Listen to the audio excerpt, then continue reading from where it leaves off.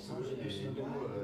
Je vais te dire, Assange et Snowden. Ouais. Ils vont venir pour que tous les soirs, ce sont des malheureux. Assange, ce serait très bien, c'est du signe, etc. Jacques Chirac, Nicolas Sarkozy et François Hollande ont été espionnés, écoutés, surveillés de manière permanente par les services de renseignement américains.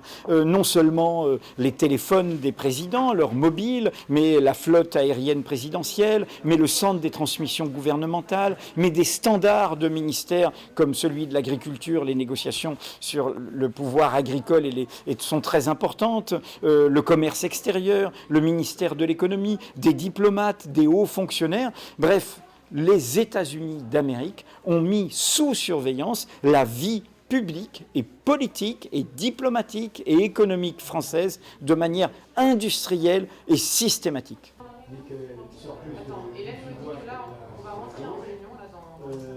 Ils connaissent aussi la ils connaissent aussi les femmes. Ils connaissent aussi Et puis après, ce sera dans le...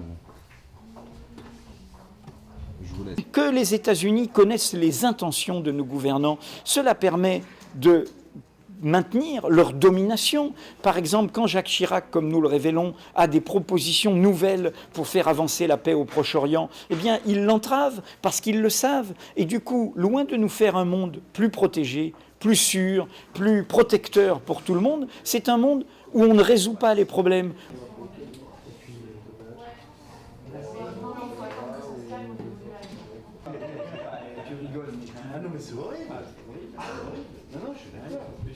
Vous allez découvrir sur Mediapart très prochainement que les États-Unis d'Amérique, dans l'organisation de la commande, ont mis sous surveillance la campagne présidentielle française de 2012. Ça veut dire que je suis dans un train, putain, j'avais déjà ces autres.